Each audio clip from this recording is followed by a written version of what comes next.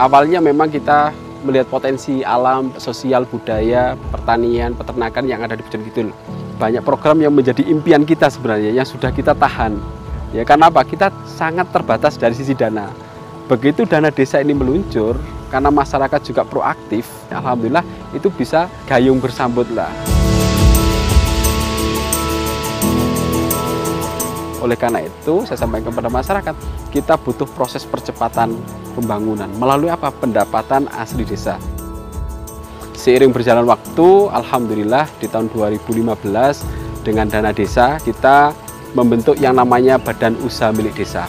Badan Usaha Milik Desa inilah yang menjadi rohnya ketika kita mulai menggiatkan masyarakat pemberdayaan dari sisi sumber daya alam, dan sumber daya ekonomi masyarakat.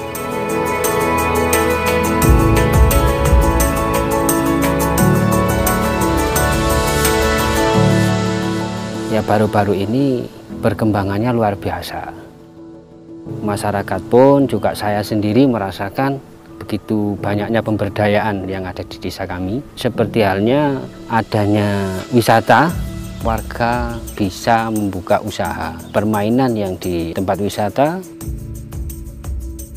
juga ada pertokoan, bahkan ada dari warga yang buka wisata berkuda itu.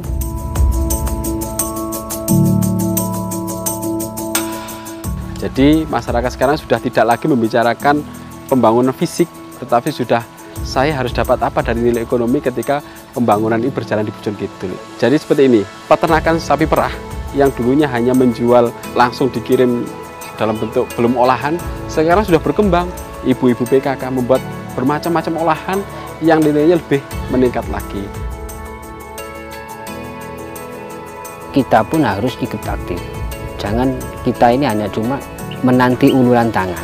Kalau bisa kita itu kreatif, bisa termotivasi apa yang bisa kita berikan demi kemajuan desa kita.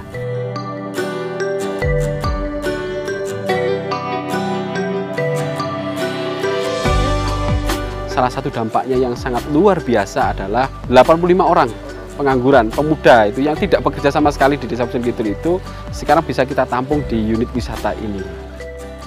Kemudian menurunkan angka urbanisasi. Saya merasakan sendiri, saya sadarnya dari wisata ini, kebanyakan urbanisasi itu di desanya nggak ada lapangan pekerjaan buat cari uang gitu. Alhamdulillah dengan adanya desa wisata ini yang membuat saya ingin balik ke desa. Seenggaknya ada kontribusi di Desa Pujon Kidul ini. Dari dana desa, kita sudah membangun jaringan pipanisasi air bersih yang itu ada master plan-nya, kemudian ada penampungan yang itu juga untuk air bersih dan akan berdampak 40 tahun ke depan. Kemudian ada pengelolaan sampah terpadu yang kita lakukan di Desa Pujon Kidul. Kemudian pembangunan jalan. Di masing-masing titik di dusun kita sudah kita lakukan pembangunan jalan, baik itu skala kecil maupun besar.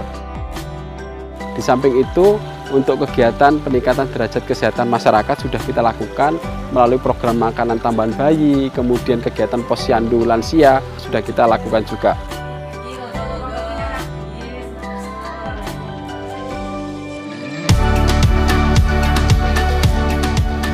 Pesan saya, semua warga desa, kita berlomba-lomba untuk berkreativitas, untuk memajukan desa kita sendiri. Toh di dalam desa itu, semua desa ada kelebihan juga ada kekurangan. Mari kita gali bersama-sama.